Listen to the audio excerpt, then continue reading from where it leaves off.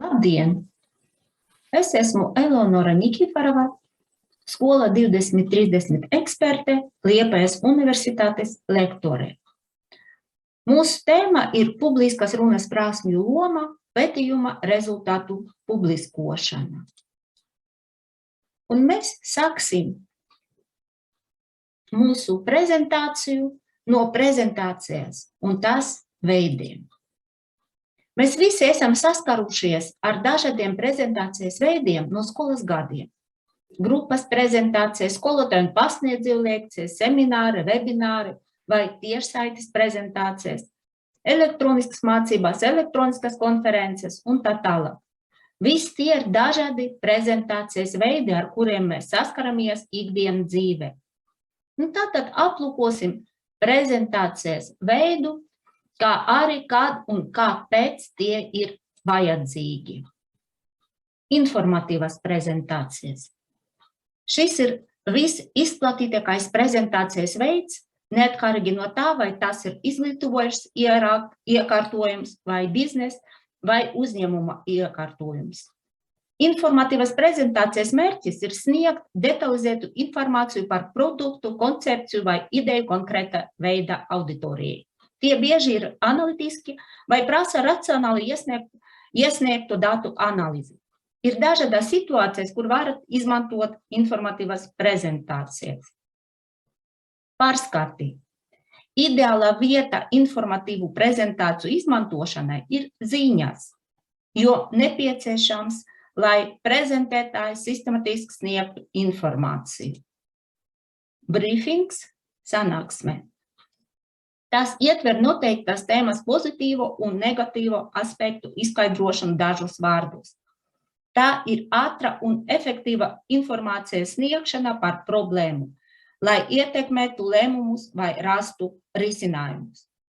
Tādējādi organizācijas lēmēju institūcijas var izmantot šāda veida prezentāciju, lai ietaupītu laiku un efektīvi izdarīt secinājumus. Pētījumi. Informatīvas prezentācijas bieži tiek izmantotas, lai iepazīstinātu ar pētījumu rezultātiem konkrētu auditoriju, jo tas ietver ziņojumu sniegšanu par konstatējumiem un informācijas sniegšanu auditorijai. Tāpēc gandrīz visur, kur notiek pētniecība, neatkarīgi no tā, vai tas ir saistīts ar izglītību vai profesiju, var izmantot šāda veida prezentācijas.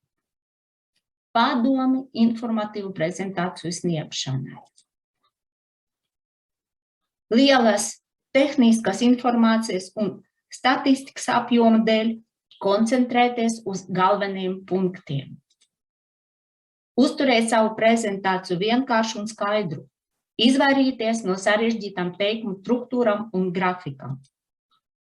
Labākā izpratnē ievadē iepazīstiniet ar savas prezentācijas struktūru. Pārliecinieties, vai prezentācija nav pārāk gara 10–15 minūtes. Un beigās noformulējiet atslēgu frāzi un īsi apkopojiet visus svarīgos prezentācijas punktus. Pārliecinošas prezentācijas.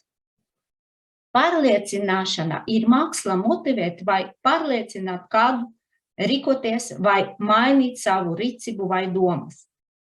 Ja plānojat sniegt pārliecinošu prezentāciju un meklēt, kā uzstāt pārliecinošu runu, skatiet rakstus pārliecinošas runas rakstīšanai, lai iegūtu padziļinātas zināšanas par to, kā sniegt pārliecinošas prezentācijas. Varam konstatēt, ka pārliecinošas prezentācijas tiek plaši izmantotas arī pēc informatīvām prezentācijām. Un atkal ir daži apstākļi, kur var izmantot pārliecinošas prezentācijas. Politikas veidošana. Valdības iestādes gandrīz katru reizi izmanto pārliecināšanu, neatkarīgi no tā, vai tas ir likumdošanas vai lēmēju institūcijas, izpildu institūcijas vai pat tiesas. Pat vēlēšanu kampaņas tiek izmantotas pārliecinošas prezentācijas kā instruments to iepriekš noteiktu mērķu sasniegšanai. Šai sakarā jebkura organizācijas izpildu institūcija vai vadības struktūra var izmantot šāda veida prezentācijas. Vērtības spriedums. Tas nozīmē atbildēt uz jautājumu, kāpēc, un papildināt to ar iespējamiem ieguvumiem.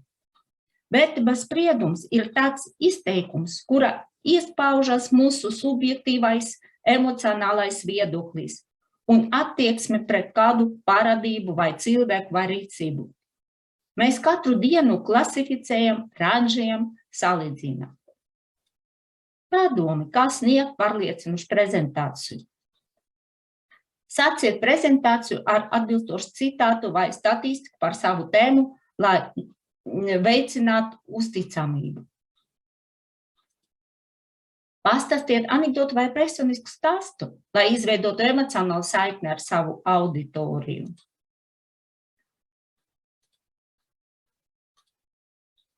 Lai motivētu savu auditoriju domāt, piedāvājiet savu prezentāciju ar aizrautību un patiesu interesi.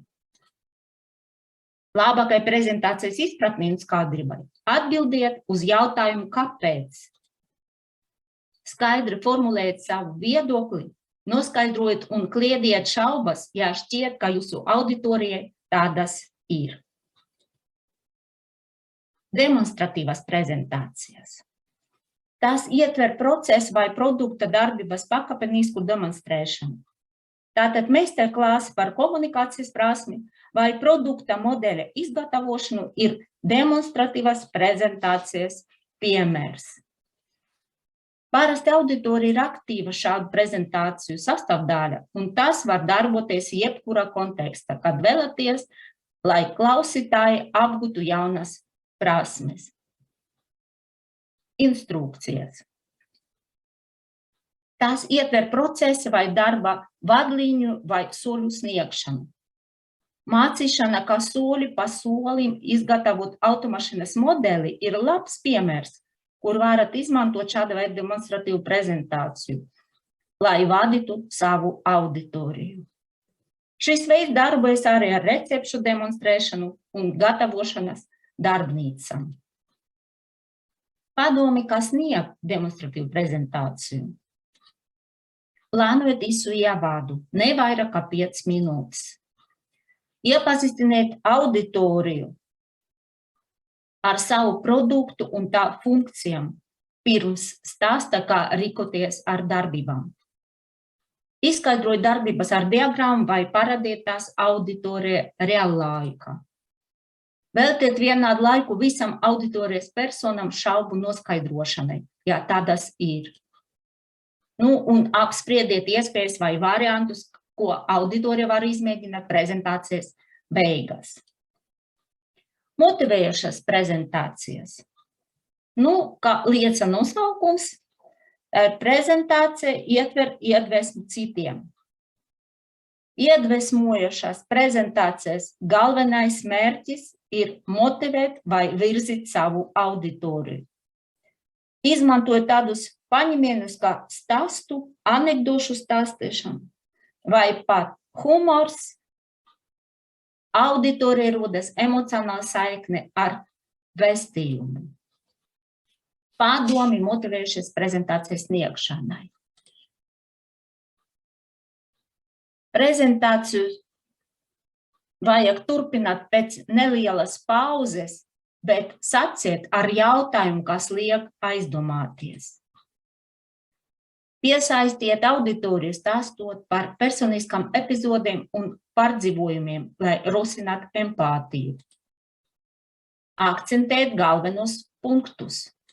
Izmantojiet humoru un pievērst uzmanību neverbāliem elementiem, jo tie ir neatsvarama nozīme.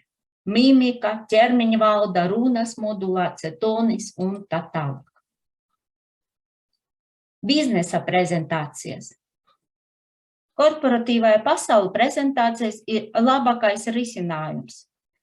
Gan plānošanai, gan stratēģijas izstrādēji, gan uzņēmumu mērķu formulēšanai, kandidātu pārbaudei, statusa atskaitēm. Un daži piemēri biznesa prezentācijas veidus. Pārdošanas prezentācija.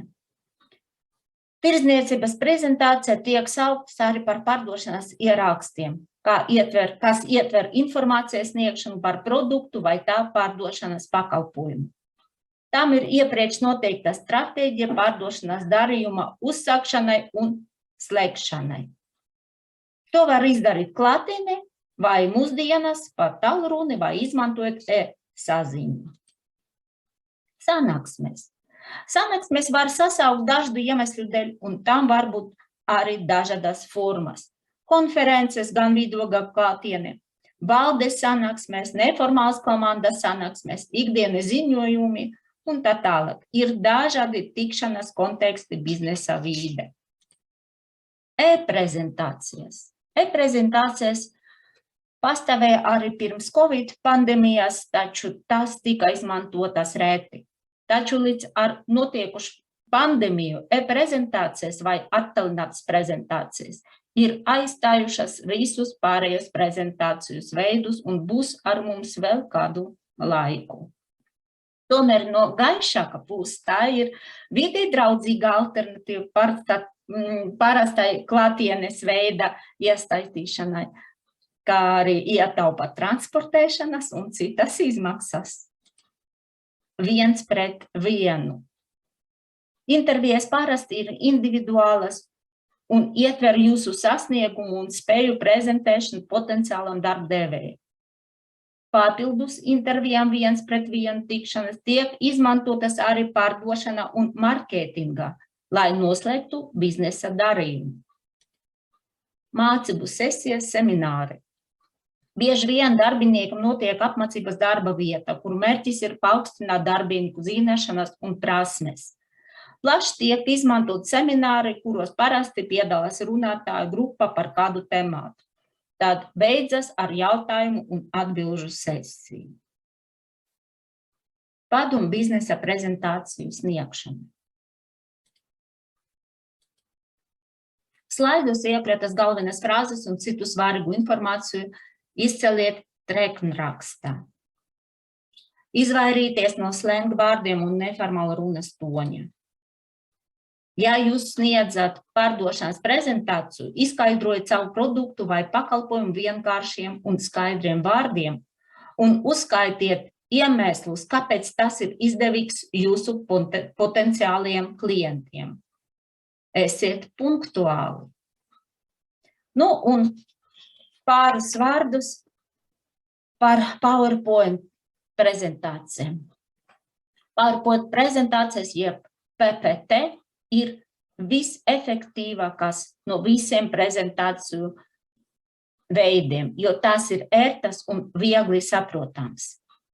Tie ir pieejami dažādos formātos un ir piemērotas lietošanai praktiski jebkura konteksta, biznesa, izglītība vai neformāliem mērķiem. Ir dažādi PowerPoint prezentācijas veidi, kurus var izmantot atkarīgi no konteksta. PPT plašai auditorijai. Sniedz vispārīgai auditorijai pamatinformāciju par aplūkojumu jomu vai tēmu. Neizmantojiet vairāk nekā 8 vārdus katra rinda, jo kaut ko vairāk par to ir grūti atcerēties. Labākai saglabāšanai izmantojiet numurētu sarakstu. Centies nelasīt no savas PPT. Sniedziet izdales materiālus vai ierakstiet prezentāciju, ja kāds to vēlas. PPT mācīšana. Šajā gadījumā pamata ir saturs. Pārliecinieties, vai slaidos esošie vārdi ir redzami. Pievienojot atbilstošus attēlus un grafikus, lai jūsu auditorija būtu aktīva. Varat arī pievienot video, lai palīdzētu izprast. Peča kuča. Šis PowerPoint prezentācijas tips ir no japāņu vārda peča kuča, kas nozīmē sarunas vai terzēšanas skaņu. Tas ietver slaidu maiņu ik pēc 20 sekundēm. Varbūt ne vairāk kā 20 slaidi, kas nozīmē, ka jūsu prezentācijas laiks ir tikai 6 minūtes 40 sekundes. PPT pārsvarā ir grafika un maza vārdu. Šis prezentācijas veids ir vislabāk piemērots stāsta vai personiskās pārdzīvojumus izstāstīšanai. Nu, un multimēdija prezentācijas. Šis ir labākais prezentācijas veids, lai piesaistītu auditoriju. Tā ir teksti kopā ar attēliem, videoklipiem, infografikiem, mūziku, ilustrācijām, gifam un daudz ko citu.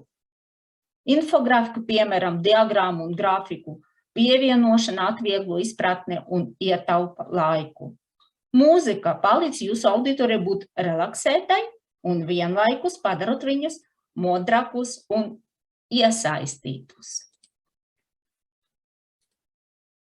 Kurš prezentācijas veids ir vislabākais? Nu, visiem prezentāciju veidiem ir savi bonusi, un tie ir piemēroti noteiktiem apstākļiem. Daži ir universāli un ar nelielu pārveidojumu lietojami gandrīz visur. Nu, kā piemērs var būt pārliecinošas prezentācijas. To mēs varam izmantot gan politikā, gan izglītībā, gan biznesā, visur. Galveno izvēlēties pareizu tēmu, īstajai auditorijai un stilu, kas jūsuprāt ir vispiemērotākais un visizdosies. Paldies!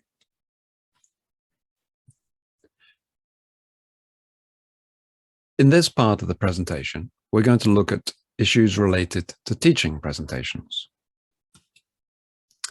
First of all, why presentations? Why are these important?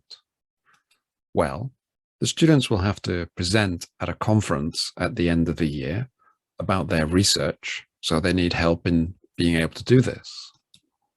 In the exam, they'll have to present, so they need practice in this. In life, presenting themselves is very important in their future career, in their studies. It's very important to be able to present yourself well.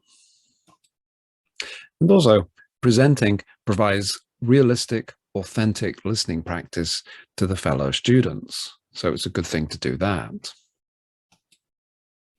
Remember, as I said in the writing presentation, the key factors in the success at life are speaking, writing, and your ideas, in that order. So let's look at the elements of a good presentation. Well, first of all, the key element is having something interesting to say. Then this has to be presented well. It has to be clearly structured and signposted, and the main points underlined. And there needs to be some kind of connection between the audience and the speaker. So in a live presentation, there needs to be rapport between the speaker and the people observing the presentation or watching the presentation. And there are a lot of factors involved in this. So we need to think about the content. We need to think about the structure, how to structure a presentation, how to organize it so it's clear what we're saying, where we are in the presentation, and things like that. So we need to be able to signpost where we're going, talk about where we've been, and emphasize the key points using language and our voice. So this leads us on to delivery. We need to think about how we're going to deliver the presentation so that it's an effective learning and listening experience. So there's another key question is, how do we do it? Do we do it live in the classroom, or do we do it recorded? And the answer is both. It's very important to do presentations live in the classroom because that gives the speaker practice of looking at the audience and reacting to the audience and thinking about the audience. And the audience can give feedback to the presenter. However, we might not have enough time to do live presentations or for everyone to do a live presentation. So we need to think about that issue as well. So if we can do recorded presentations and give feedback on recorded presentations, this enables us to do more presentations. And also, there are some students who have stage fright or have some kind of psychological block, and they do not feel, or they're not even medically allowed to present live in front of an audience. So for them, recorded presentation should be an option.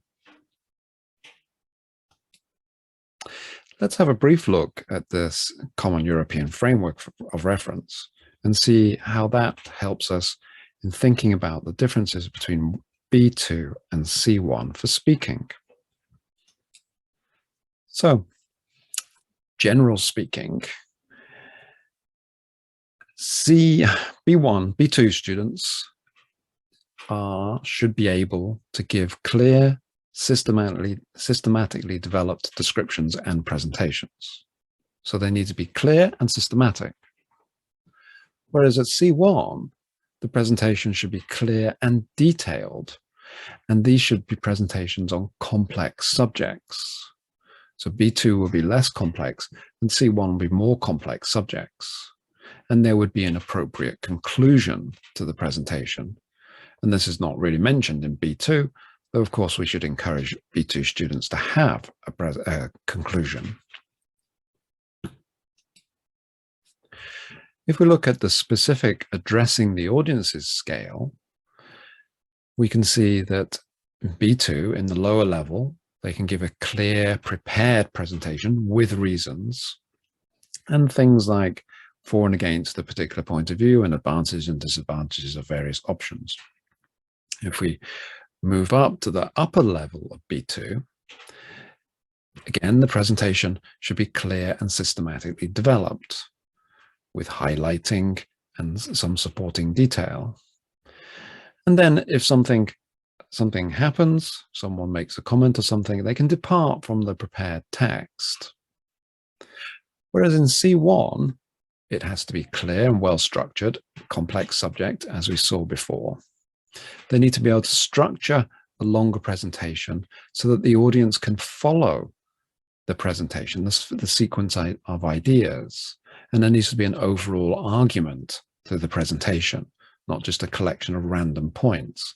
So the argument in the presentation needs to develop in a coherent and logical way.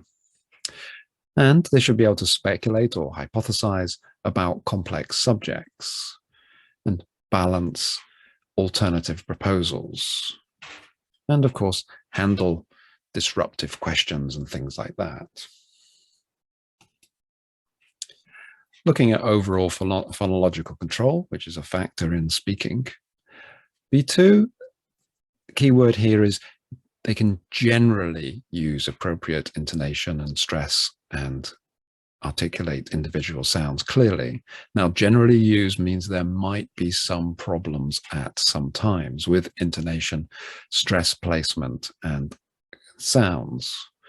But if there are these kind of problems, they should really have no or little effect on intelligibility, and the same thing about their accent. So C1, they're able to employ a full range of phonological features, and virtually all the sounds are correct. And even though they might have an accent, this does not affect intelligibility. And in fact, everyone does have an accent, and every English speaker has an accent, and every non-native speaker of English, for example, also has an accent which is influenced by their first language. And there's nothing wrong with this.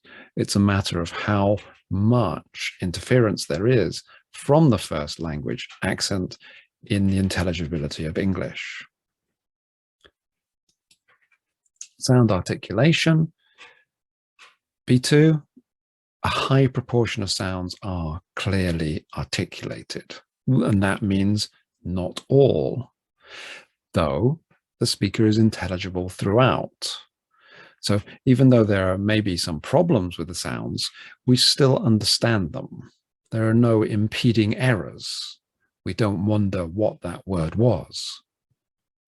In C1, virtually all of the sounds are correctly articulated, and they can self-monitor, so they can self-correct if they mispronounce a sound. prosodic features. B2, they can use prosodic features, things like stress and intonation and rhythm, to support the message, which means to emphasize the key points. In C1, though, the spoken discourse is smooth and intelligible. So there are occasional lapses in stress and rhythm and intonation, but these do not have an impact on the effectiveness of the communication. So there are no blocks to understanding. And they can use these prosodic features to express precisely what they mean to say. So it's a degree of control beyond B2. They can do it better, much better.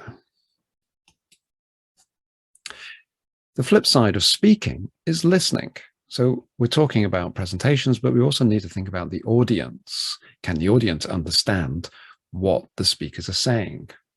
So a B2 audience can understand most things on familiar and unfamiliar topics, as long as they're not too specialized. Whereas C1, they can understand enough about abstracts and complex topics which are beyond his or her own field, though it depends how far beyond they are from their own field. Because if you go too far, you get too specialized vocabulary, too specialized technical terms, so it becomes much more difficult to follow. So let's take this descriptor with a bit of salt here. They can understand a wide range of idiomatic expressions, okay, and they can understand ideas which are implied and not necessarily clearly structured or marked. Because again, like in writing, as we move up the scales, the techniques which are used to structure the discourse become more subtle and less overt with higher level speakers. And this is a key thing to train our learners on. Listening as a member of a live audience is a specific scale. So in B2, we can see that a B2 listener can follow the essentials of lectures, talks, and reports, which means the main points, and they can understand the speaker's point of view. So the speaker's attitude or their opinion about topics which are of current interest or related to their field. Whereas in C1, they can follow most lectures, discussion, and the debates with relative ease. And the key word here is most. It depends how close it is to their level, their personal interest, or their field of expertise. Now, let's look at preparing presentations. What do we have to do when we prepare a presentation? So the 3 W's is a useful way of thinking about it. We need to think about why we're giving this presentation. What's our reason? What's our purpose? What do we want to achieve? What do we want to change, or what do we want to inform the audience of? What is our message? And who are our audience? So, presentations generally have an introduction, a body, a conclusion, and possibly a question session. And we can generate a formulaic script which our students can use to structure their presentations.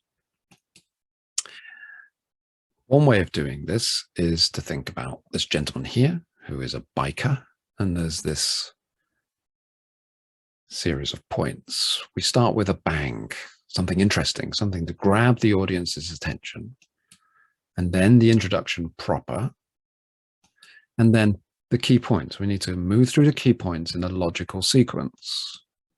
And we also need to support our key points with examples or with data. Then at the end, we need to recap in the conclusion what we said. And then finally, we need to end with a bang. So biker B is a good way of remembering this. So the introduction, we have a greeting. We introduce ourselves, say what our name is, and we explain why we're here, what's our reason, and what's our purpose. Perhaps we talk about how long we're going to speak, and then about questions. Are we going to take questions during the presentation, or are we going to take questions after the presentation? Now, this is formulaic. More advanced is to start with a hook or a bang, and then give the reason and the purpose, and then plunge in without worrying about times and questions and things like that. Often, you don't really need to introduce yourself because the audience know who you are. In a conference, there'll be a program, and they will know who you are because it's in the program. They'll also know how long you're going to speak because it's in the program. And generally, questions come at the end. So if the person doesn't talk about questions, then you realize the questions will have to wait. If the speaker is happy for you to interrupt during the presentation, they will actually tell you that you can interrupt. If they say nothing, then the questions are at the end. Body. The body should be divided into sections, and each section should really address one point, one issue, one aspect of the research, one problem. And the body sections and within the sections should follow a logical order. So you'd address the most important points first. The body sections and within the sections should be clearly signposted. So a section might have this kind of structure. We start by stating the topic. So firstly, I'm going to talk about X. Then say what the problem is. The problem with X is that. And then you might want to say why this is a problem. This is a big problem because. And then say what should be done, for example. Well, we should do X, Y, and Z. And then say why this will help. If we do X, Y, and Z, this will mean that, and so on. So this is a problem solution section structure. But it's clearly structured, clearly signposted, and it's in a logical sequence. So we need to think about our students producing this kind of structure in their body paragraphs. Then the conclusion.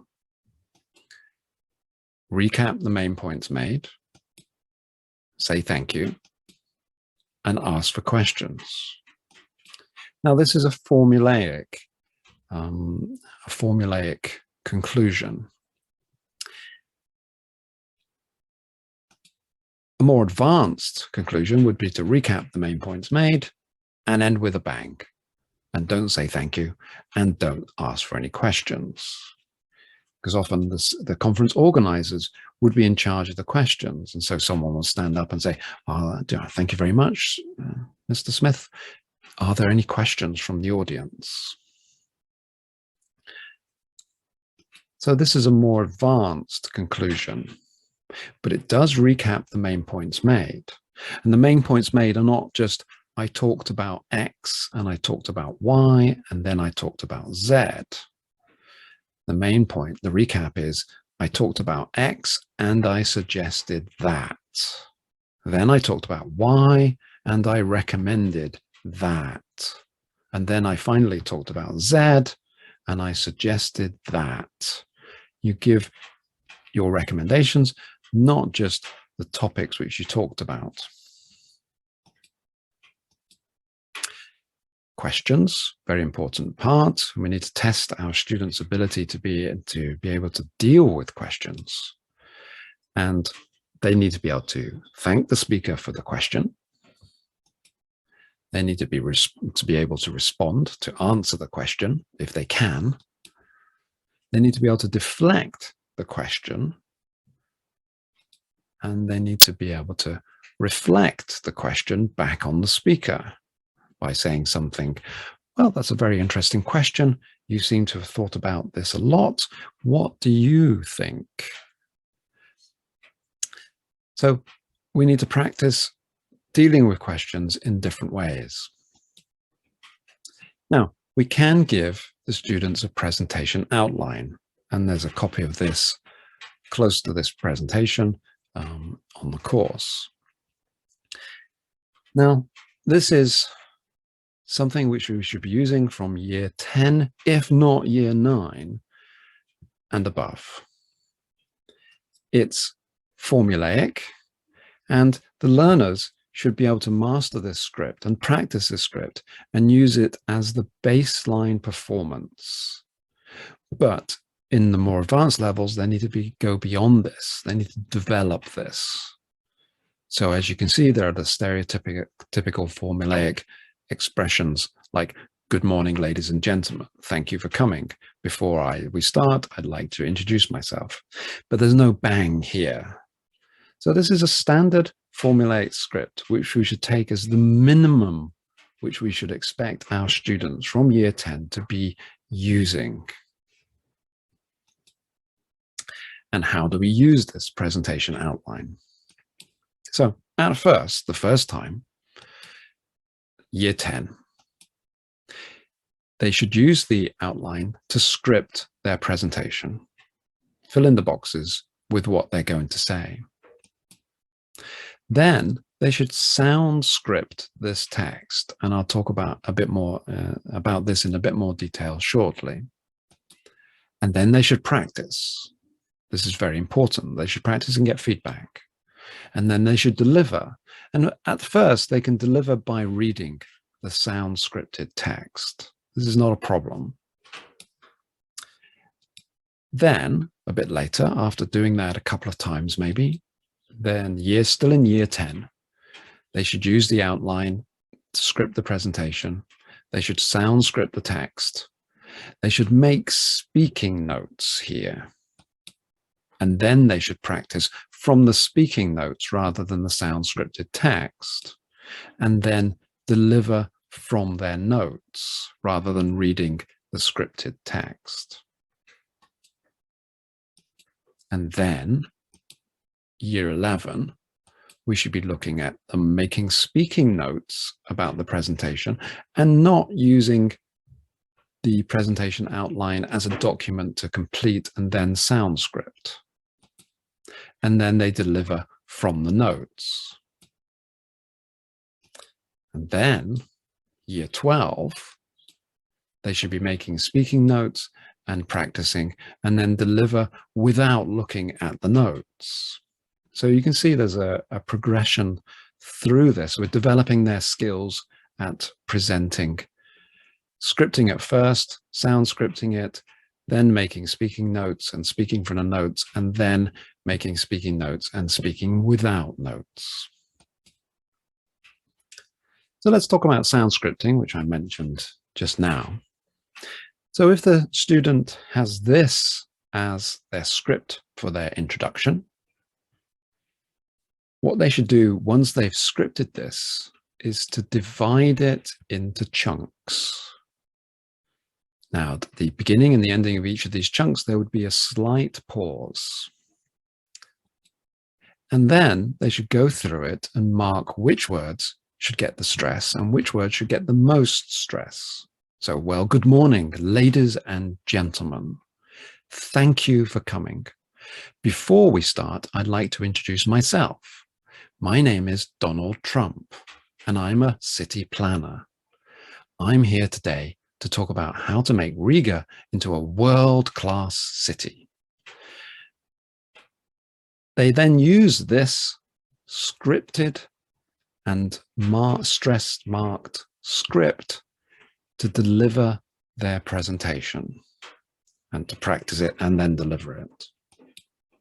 So nonverbal communication is something most likely familiar to many of you, and also it could be familiar to your students as well, because it just so might happen that your school has something like this as a separate subject, or maybe they've talked about it in theatrical studies, all of this is absolutely possible.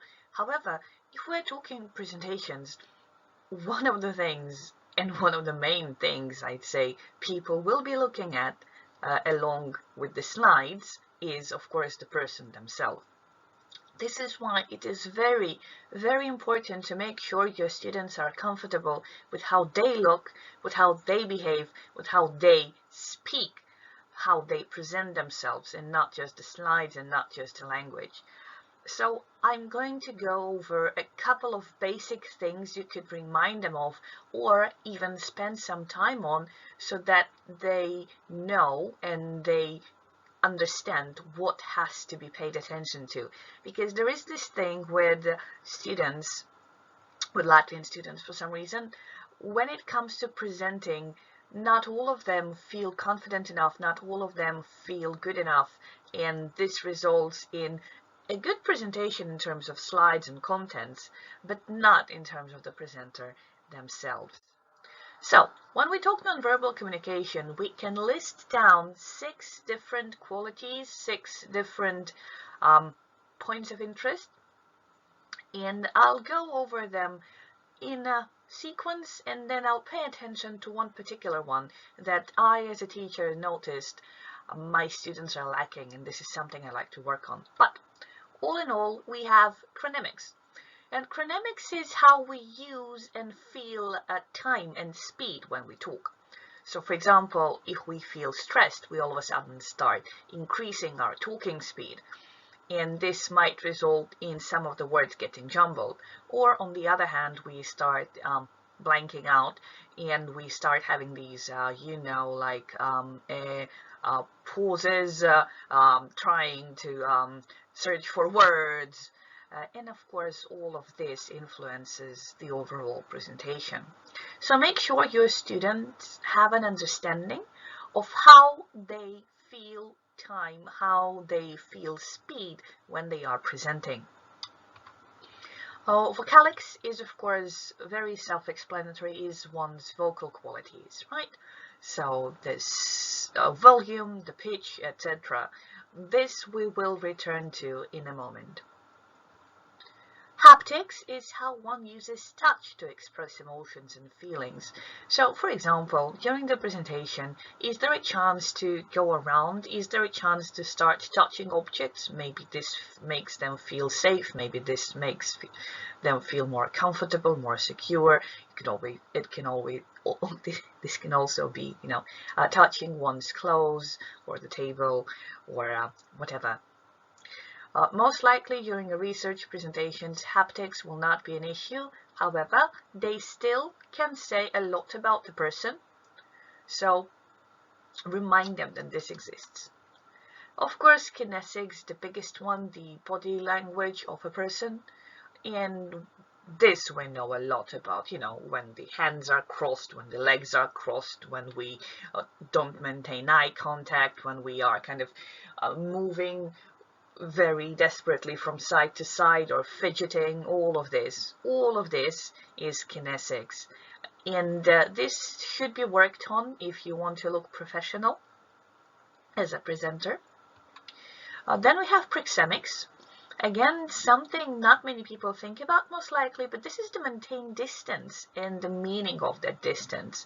So if you're a presenter, how far or how near you'd like to stay to the audience. Would you like to be closer to them so that you are seen better, you are heard better, and you can see your audience better? Or would you like to maintain the distance that's as big as possible so that, you're not there, you're kind of distant and on your own in a little safety bubble? And lastly, there are artifacts that we could mention, and this is what one's appearance says about them. The amount of earrings, the necktie, the shoes, whether or not they're clean or not, whether the skirt is ironed or the shirt is ironed. All of these tiny things, they still complement the overall look of a presenter.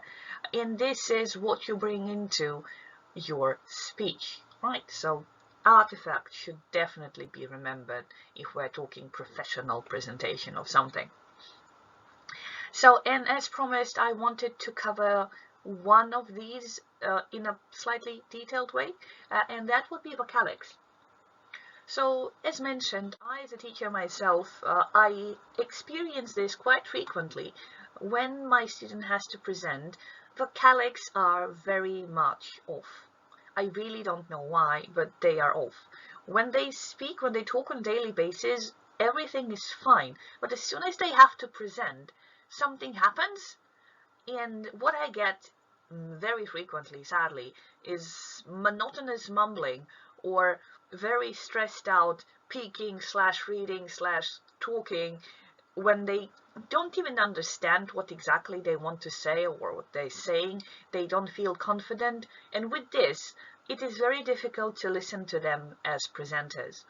And this is why I want you as teachers to remind your students that, these features, prosody, pitch, volume, and clarity of articulations are very important when it comes to presenting. So prosody I'll cover slightly later, but pitch, well, this is how high or how low a voice of a person goes.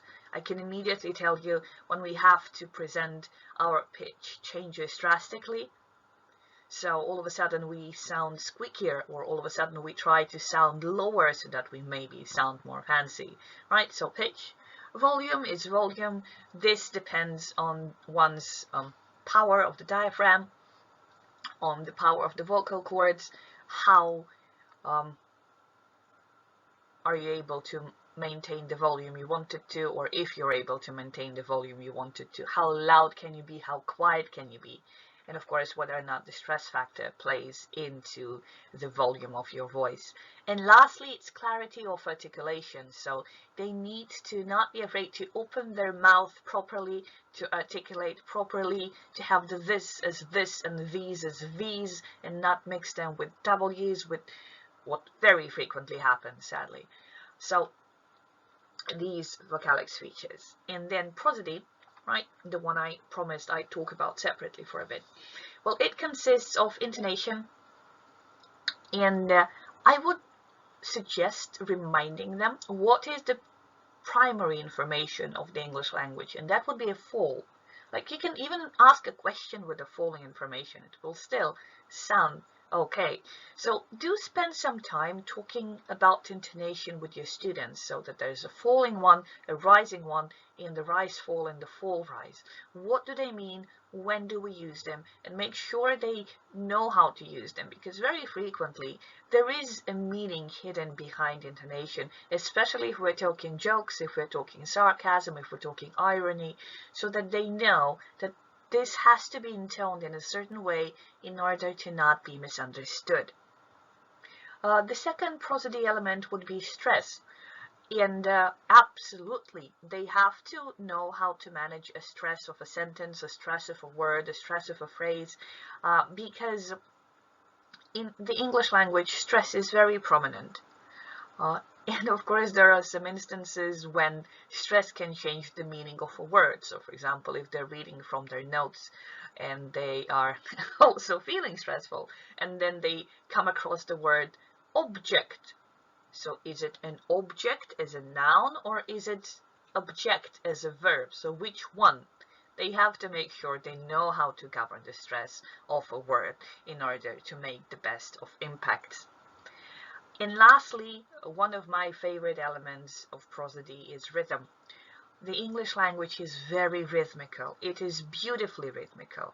And for some reason, I've noticed that students do struggle with understanding how to make a flowing sentence. So they'd have some jitteries or stutters or whatever's, and then the rhythm becomes thrown off, and the whole sentence loses its flow. I'd say that one of the best ways how to practice rhythm is to read poetry and to try and write poetry. Talk with the students about iambic pentameter, like Shakespearean sonnets, etc., and make them try and see how this works. Make them try and write it, perhaps, because maybe this could be something that helps them to better understand how to make the language more flowing, how to make it so that when they are speaking, of course they can have some tiny pauses, some hesitations, etc., but overall they are very, very pleasant to listen to. And that would be all from me. And now back to Robert. Now let's have a look at visual aids. A number of factors we need to consider. We need a title on the slide and perhaps a logo if it's important for the organization you work for. One topic should be on one slide, or each slide should have one topic.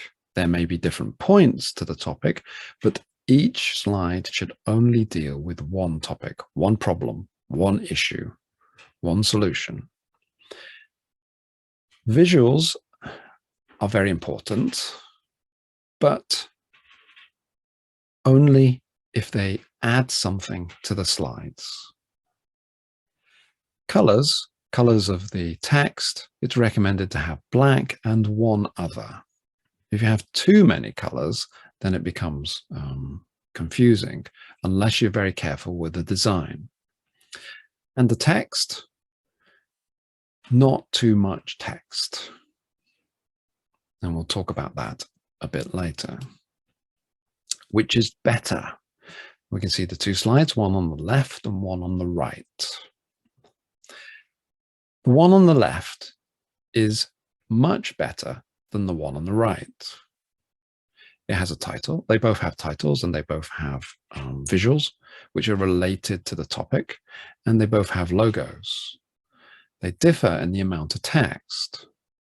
The one on the left just has the keywords which the speaker talked about or will talk about. The one on the right has what the speaker said, or most of what the speaker said. If you use the one on the right, your audience will be reading the slide and not listening to the speaker. And so if you add any extra information, they won't really be concentrating on you. They are in the room to listen to you talking and also watch you talking. They're not in the room to read your slides. The slides are really just to help you structure your presentation. So when you mention vocalics, they know where you are in the list. And when you get to artifacts, they know that you're at the end of the list. So the bullet points are only there to help the audience know where you are in the presentation and to help you know where you are in the presentation. Your slides are not handouts. If you have too much text, you should give them as handouts. So, number of lines. These are recommendations. 6 lines per slide. Number of words. 6 words per line. So that works out about 36 words per slide. Font size is very important. So depending on the font, something like 26 and above for text and 36 and above for the title. Images, only if they add something to the slide, not just for decoration. If they're funny, that's okay. That's a good reason to have a slide, as long as it's related to the topic. Otherwise, if they're not related to the topic and you're just including them because you think you have to have images, then I suggest that you don't have the images. This is a design mnemonic for you to remember, and it's basically keep it short and simple. Though there is a variation which has got 3 S's, keep it short and simple, stupid. And some people say keep it short, stupid. But I prefer keep it short and simple without the stupid. There are, of course, exceptions, because these are guidelines, rules and guidelines always have exceptions. So let's look at some exceptions. In this kind of slide, there's a lot of text, but you're talking about a lot of points on this slide. And it's important that they're contextualized. So even though it breaks the 6 lines and 6 words, 36 words in total rule completely, as long as you're spending a lot of time on this kind of slide, it's okay. But you should also give this as a handout, because your audience can't write down everything, but they could note things down on a handout. So you need to think about slides and handouts and their roles and which is the best thing to do, and should you do both. But you need a good reason to do this. The language needs to be contextualized, and it needs to be important that it's all there. This kind of thing, there's a lot of data here. Now, you could present it just as a picture, as it is here, but better is to animate it. So we would talk through this animation of the flowchart and add details and expand on the points as we talk through it, so it's clear how it works as a process. But we shouldn't just read what's in the boxes, we should add extra. And we should carefully think about the size of the font here. Will they actually be able to read it? And in some rooms, they might not be able to read it from the back. So you have to have a good reason to use this much on a slide. It has to be a very, very good reason.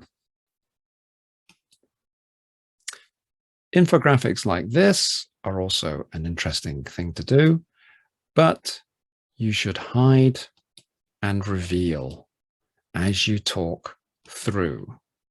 And what you say should not just be what is written. You should add stuff to what is shown on the slide. If you just talk about what's shown on the slide, there's no point you talking. The audience might as well just read it and then ask you questions about it. It's important to remember that Henry V, Joan of Arc, Abraham Lincoln, Winston Churchill, and Ronald Reagan, none of these people used PowerPoint, though they did make important speeches and presentations. Do you need to use PowerPoint? And in the exam, they won't be using PowerPoint. So they need to be able to talk without using PowerPoint. Sure, they should practice using PowerPoint and using it well, but they should also practice not using PowerPoint or other presentation software. So let's look at some practice tasks. Year 10, we should be practicing 3-point presentations and using that formulaic outline in the ways I described above. But we should also be using 1-slide presentations on different topics. And in year 11, we can do the same, but we need to add some Optima exam practice if they're doing the exam. Year 12, 3-point presentations, but speaking without notes. Language research presentations. In my materials for the course, I've suggested that we send the students away and find out about the language and come back and present about it. So they should be researching the language of various things and then coming back and telling the other students what they found out. And do you want to do presentations on different topics not related to the book if you're actually doing those topics? Will you have time to do that?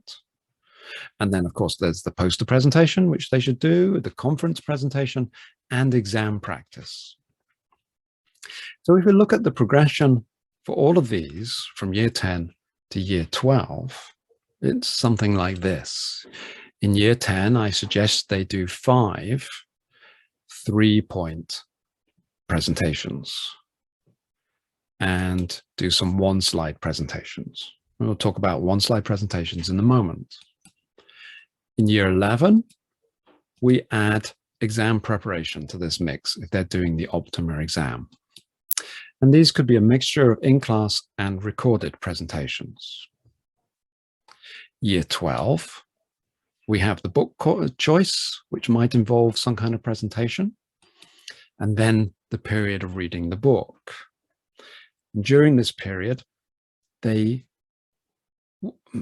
perhaps will be doing some language research tasks. For example, researching the language of film reviews and then coming back and telling their colleagues, their fellow students, what they found out. Researching different aspects of academic English. Researching the language of posters. Then we come into the research project phase of the course and the poster presentation. And then maybe some exam preparation at this stage. And then the conference. And if you have time, maybe you could also do another 5 of these 3-point presentations. Most of these will be done in class though, because that's getting more important to be able to do these things face to face. And then maybe a bit more exam preparation after the conference. So let's look at the process that they'll do, they'll follow to prepare their presentations. And we start with brainstorming ideas, perhaps with peers or alone, depending on how you want to do it. This is year 10. And then evaluation of the ideas. Remember, brainstorming and evaluation are separate things. Then they draft their script using the presentation outline and then prepare their slides, and they sound the script out, prepare it. Then they practice with a peer and get some feedback, and then practice with another peer, perhaps the same peer or a different peer, and get some more feedback. And then they present it or they record it. And then they get feedback, which we'll talk about later. In year 11, they'll follow this roughly the same process: brainstorming, evaluation, drafting the script and preparing the slides, but then making speaking notes and then practicing from the speaking notes with their peer 1 and 2, and then presenting and recording from their speaking notes. And then they get feedback.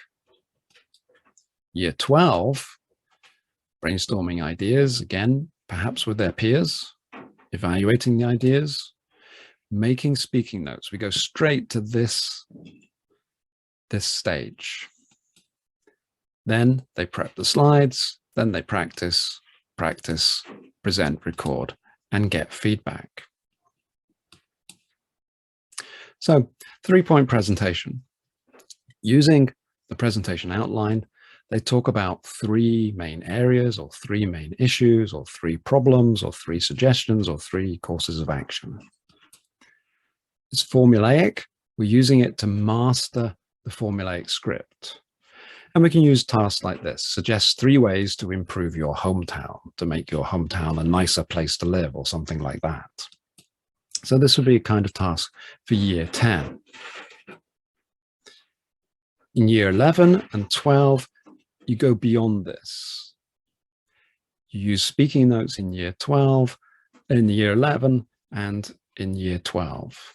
And you maybe go to a shorter introduction, start with a bang, and don't do the good morning, ladies and gentlemen, and before we start, I'd like to introduce myself parts of the script. Now, one-slide presentations I mentioned earlier. The aim of one-slide presentations is to encourage the students to say a lot about a little, the little being one slide. So if we have one slide, the aim is to talk for 2 or even 3 minutes about this one slide. So this simple slide here of this young lady, it could be simply talk about this young lady's career, talk about this young lady's life. And I think that you should provide the slides so that you can control the slide design, and we don't have students having to prepare their own slides. And you can model good slide design through this process. And this should be used in year 10 and 11, and mainly these 2 years. For example, you could have a talk about shoes. What's important when buying shoes? So they have to say something about the size. Why is it important to have a good size? Styles of shoes, colors, material, durability, and the cost. These are all factors which you consider when you're buying shoes. So they could talk about this and talk about these factors and what are which are more important than others. Are different people interested in different aspects? So it's a simple slide. It's got a picture to illustrate it's about shoes and different kinds of shoes. And it's limited in the amount of text. We have these 6 bullets with just one word here. And again, it's to practice saying a lot about a little in terms of visual aids. Or they might have to explain how to do something. Like here, you can use a watch, a traditional analog watch, as a compass. These kind of things. There's lots of different kinds of things to present. In this case, this slide, this picture of the Namib Desert, this is what is shown during the talk to the students. So this is shown to the audience. But there is another slide that goes with this, which is this one. And this is the data which the speaker should present when they talk about the Namib. So they've got the facts and the figures, and they just have to script it into their talk. And so they use this slide to script the talk and incorporate this data, this information into their talk. They show the picture slide to the audience, and then the audience make notes about what the speaker is saying. And then the speaker shows the data slide, and the audience can immediately check, did they get all the data? Did they make any mistakes with the numbers and things like that?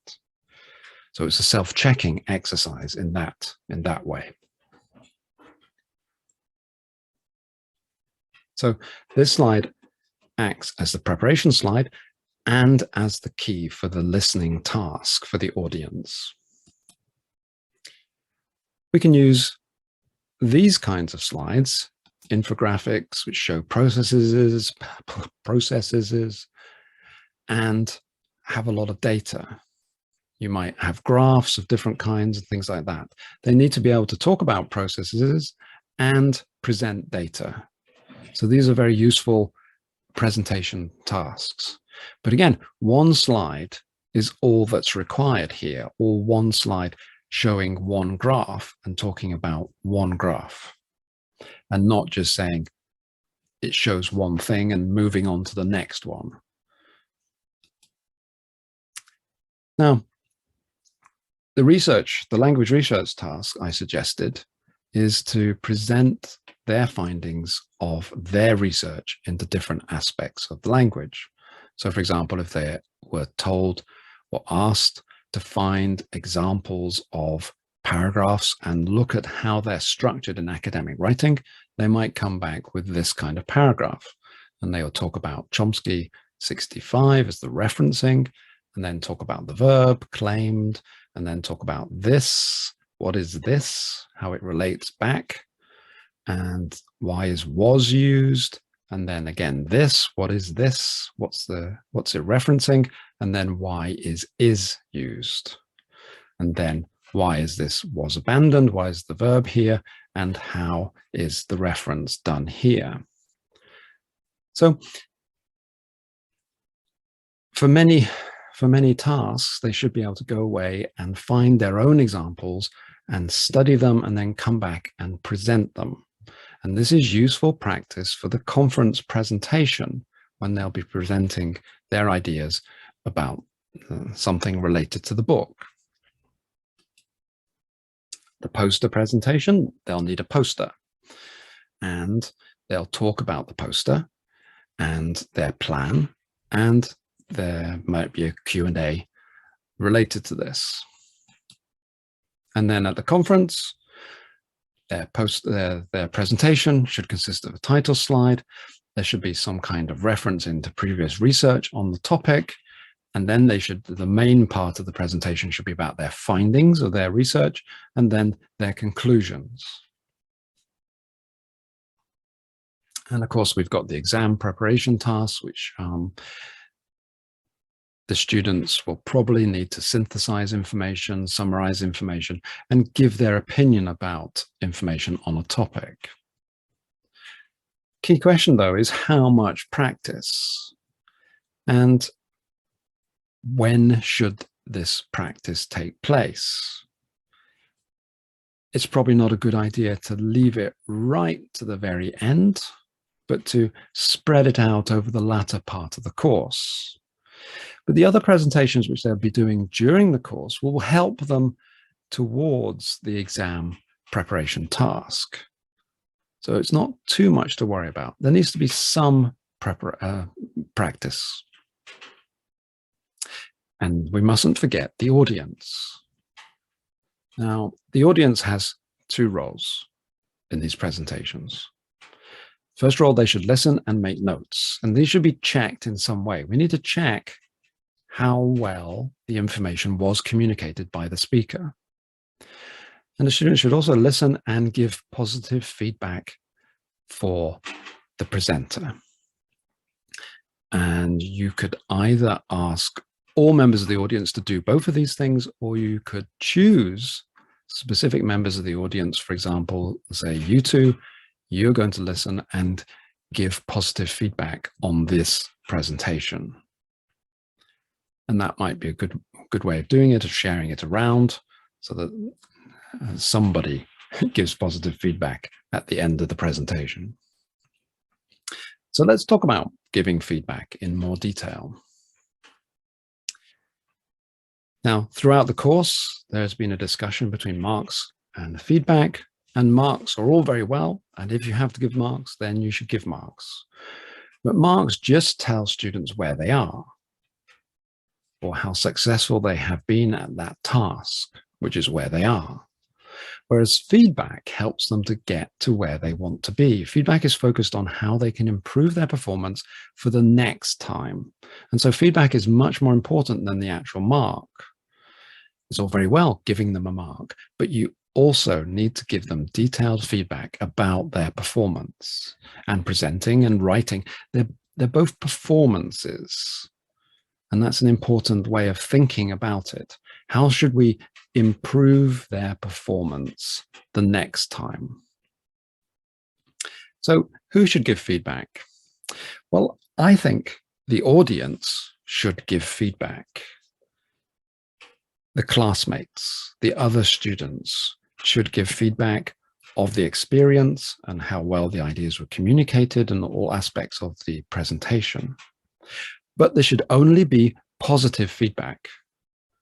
There are dangers of giving negative feedback, creating bad feeling in the class. So they should only give positive feedback. And as I mentioned before, you might ask 2 or 3 students to think of positive things to say about the presentation. It could be, I liked the way you told us about X, or I really understood everything, or it was a very good conclusion. But the key thing is that it's positive, develops positive feelings in the class as a whole, and avoids dangers of negative feedback. So the teacher gives positive and negative, or rather constructive feedback. That's their role. As the authority figure, they can give more negative feedback. So the question is how? The audience, I think, should give oral feedback immediately after the presentation, and it should be public, and it should be positive. The teacher should be written feedback and it should be private. So what feedback? There's a presentation feedback form, which you'll notice is not checkboxes to give them numbers and ticks and things like that, but questions to answer in your written feedback. So you need to talk about confidence. Was the speaker confident? Talk about their eye contact with the audience. Did they make eye contact with the audience? Talk about their body language. Was the audience engaged? Was the presentation structured well? The visuals. Were they good visuals? Were they well used? The voice, different aspects of the voice. Was it loud enough? Pronunciation. Were there any pronunciation problems? Any words that they need to learn how to pronounce properly? The language they use, so the vocabulary and the grammar. And if they made any mistakes in the language used or pronunciation, what was the impact of these errors?